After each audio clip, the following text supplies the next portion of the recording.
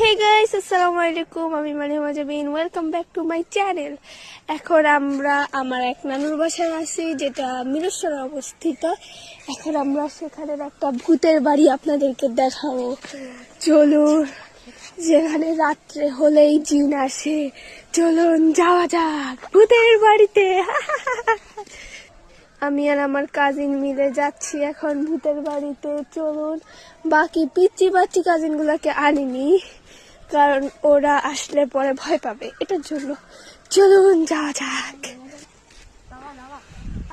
এই হচ্ছে আমাদের ভূতের বাড়ি। চলুন স্পটে ঘুরে আসা যাক। অনেক ভয়ঙ্কর লাগছে ভিডিও থেকে। এই ঘরটা নাকি অনেক বছর থেকে বন্ধ পড়ে আছে।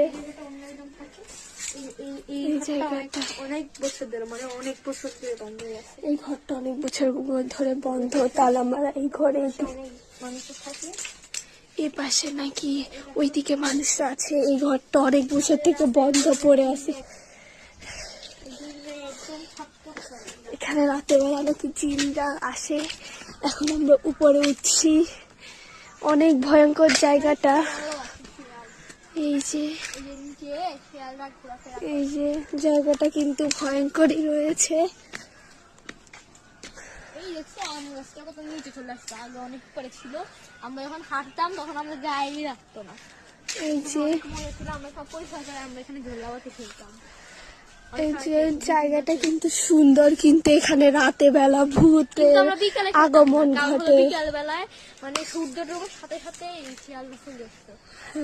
ওই যে ওই শিয়াল থাকে, ওখানে নাকি শিয়াল রয়েছে।